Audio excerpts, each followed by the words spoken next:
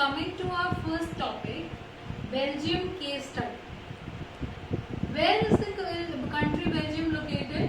In the continent Europe. So first MCQ question can be formed from here only, that where is Belgium located? Belgium is located in Europe. Now, Belgium is such a small country that it has population of only 1 crore. And आपको पता होगा हरियाणा की ही population 2 crore है. So we have nearly half of the population in Belgium. But जो ये 1 करोड़ की population है, इसमें ethnic composition बहुत ही complex है. Ethnic composition का क्या मतलब है?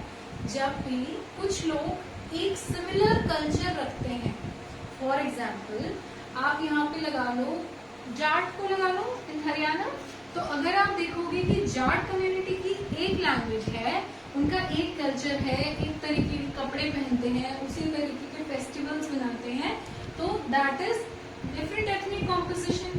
Then we take Ahirwal, so हम लोगों का अलग लैंग्वेज है, अलग पहनावा है, अलग फूड है, so that is different ethnic composition.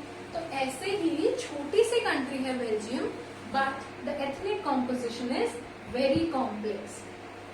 कैसे कॉम्प्लेक्स है ये देखते हैं. 59% people live in the Flemish region. ये रीजन का नाम है, जगह है. फ्लेमिश रीजन में 59% लोग रहते हैं जो डच भाषा बोलते हैं. Okay, you have to take the language part also. 59% people live in the Flemish region and they speak the language Dutch. Come on, repeat it with me. 59% live in the Flemish region and speak the language Dutch. Then remaining 40% they people live in Wallonia region. ये जगह के नाम है बेटा, Flemish and Wallonia. तो Wallonia में 40% लोग रहते हैं और वो क्या बोलते हैं? फ्रेंच बोलते हैं. Now इसकी जो कैपिटल है बेल्जियम की, that is Brussels. Brussels, okay. तो ब्रुसेल्स की जो एथनिक कॉम्पोजिशन है वो कंट्री से ऑपोजिट है. यहाँ पे आप देख रहे थे कि मेजॉरिटी में कौन है? डच, और माइनॉरिटी में कौन है? फ्रेंच. बट ब्रुसेल्स में क्या है? मेजॉरिटी में है फ्रेंच एंड माइनॉरिटी में है डच. तो आप लोगों को ये याद करने में आसान रहेगा कि आप लोग पहले कंट्री का याद कर लीजिए. कंट्री में मेजॉरिटी में कौन था? Dutch speaking. सो कैपिटल में ऑपोजिट होगा. जो डच वहां पे मेजॉरिटी में था वो कैपिटल में आके क्या बन जाएगा? Minority. So 80% people in the capital were French speaking and 20% were Dutch. Okay. जो फ्रेंच पीपल थे वो बहुत ही ज्यादा educated and rich and powerful थे. सो the Dutch speaking people really resented this. उनको इस चीज से बहुत गुस्सा आता था. Why?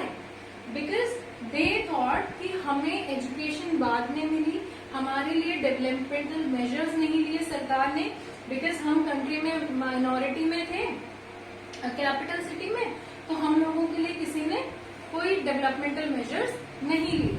ओके, सो इस वजह से उन लोगों के बीच में थोड़ी टेंशन थी. लेकिन जब भी हम किन्हीं कम्युनिटीज के बीच में डिस्क्रिमिनेशन करते हैं and they are not equal in power, status, anything, तो टेंशंस तो आनी ही है. आप मान लो घर में 2 बच्चे, आपके पेरेंट्स आपको इक्वली ना रखें तो आप लोगों में लड़ाइयां हो जाती हैं. ये तो कम्युनिटी की बात है. So tensions in communities were increased between 1950s and 1960s. 1950 से 1960 तक 10 सालों तक बहुत सारी टेंशन स्ट्राइव्स इन दोनों कम्युनिटीज के बीच में बेल्जियम में चलती रही. फिर क्या हुआ? बेल्जियम गवर्नमेंट ने क्या सोल्यूशन निकाला? 1970 से और 1993 तक, 1970 से 1993 तक बेल्जियम गवर्नमेंट ने 4 बार अमेंडमेंट किए. 4 अमेंडमेंट्स. किसमें अमेंडमेंट्स किए? अपने कॉन्स्टिट्यूशन में. संविधान क्या होता है? Constitution, a rule book in which we write all the rules and regulations according to which a country will be govern.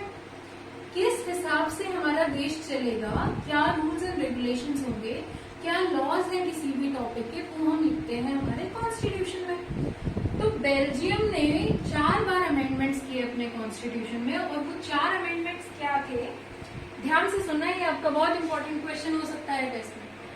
First amendment जो था वो ये था कि उन्होंने सेंट्रल गवर्नमेंट में, you will see, central government में दोनों ही कम्युनिटी, फ्रेंच और डच, दोनों कम्युनिटीज के उन्होंने बोला कि इक्वल मिनिस्टर्स होंगे। ऐसा नहीं होगा कि सेंट्रल गवर्नमेंट में ज्यादा मिनिस्टर्स फ्रेंच के हैं या ज्यादा मिनिस्टर्स डच के हैं। This will not be possible. All the ministers will be equal in number.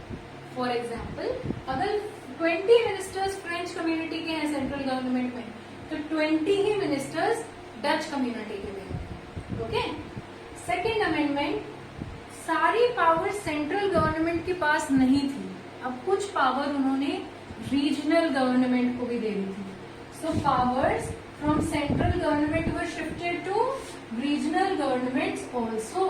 पहले क्या होता था, सारी पावर सेंट्रल गवर्नमेंट के पास है, अब वो सेंटर के हिसाब से ही डिसाइड कर रही थी सब कुछ। तो जो लोकल एरियाज थे, स्टेट्स थे, वो अपने डेवलपमेंट के लिए कुछ कर नहीं पा रहे थे, because they didn't have any power. But what was the amendment? That some of the powers of central government were given to regional government. जो भी कानून बनेंगे, ऐसा नहीं है स्पेशल लॉज की कोई भी एक कम्युनिटी बना देगी। हम जानते हैं कि किसी भी लॉ को पास होने के लिए मेजोरिटी की जरूरत होती है। मेजोरिटी 40 में हम एग्जाम्पल ले रहे हैं, तो मेजोरिटी कितनी होगी? 21। तो ऐसा नहीं है कि फ्रेंच के 20 एग्री कर रहे हैं और डच के 1 ही एग्री कर रहा है तो लॉ बन गया। नहीं, इफ वी नीड 21 तो दोनों की मेजोरिटी उसमें होनी चाहिए, ठीक है, ताकि किसी एक कम्युनिटी को इम्पोर्टेंस ना मिले। दोनों कम्युनिटीज से मेजोरिटी होगी, यानी इसके भी 11 मेंबर्स होंगे, उसके भी 11 मेंबर्स होंगे, तब जाके कोई स्पेशल लॉ पास होगा, ठीक है। सेंट्रल गवर्नमेंट की पावर रीजनल गवर्नमेंट को दे दी गई। ब्रुसेल्स की अलग से गवर्नमेंट बनाई गई, कैपिटल सिटी ब्रुसेल्स की अलग से गवर्नमेंट बनाई गई। अब यहाँ पे जो डच कम्युनिटी थी वो माइनॉरिटी में थी, यहाँ पे मेजोरिटी में थी। तो यहाँ पे तो डच कम्युनिटी ने कॉम्प्रोमाइज कर लिया कि ठीक है, हम बेशक मेजोरिटी थे बट हम इक्वल पावर फ्रेंच को भी देंगे। कैपिटल सिटी में फ्रेंच ने कॉम्प्रोमाइज कर लिया that okay, when we were in majority but still we will give equal powers to Dutch community. Okay. Fourth amendment was a different concept, that is community government. What is community government? कोई भी एक language speaking जो people होंगे, चाहे Dutch की government बने चाहे French speaking government बने, ये एक ही लैंग्वेज स्पीकिंग पीपल की गवर्नमेंट होगी। ये क्यों बनाई जाती थी?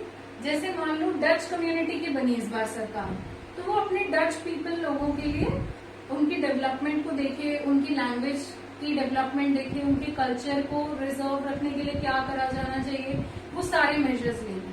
नेक्स्ट टाइम कम्युनिटी गवर्नमेंट बन गई मान लो फ्रेंच की, तो वो अपनी कम्युनिटी के लिए वर्क करेगी। तो ऐसे सबको इक्वल चांसेस मिल रहे थे for developmental activities of the community. ये 4 अमेंडमेंट्स उन्होंने किए थे बेल्जियम में। तो इससे क्या हुआ? पीसफुली बेल्जियम में लोग रहे, सबने कॉम्प्रोमाइज करके पावर शेयर कर ली थोड़ी थोड़ी। तो क्या हुआ? सिविल स्ट्राइक नहीं हुई, कोई लड़ाइयां नहीं हुई, कोई दंगे नहीं हुए देश में। इतनी स्मूथली उन्होंने अपनी कंट्री को संभाल लिया। ओके। एंड ब्रुसेल्स जो था, जब यूरोपियन यूनियन फॉर्म हुआ तो Brussels was chosen as its headquarter.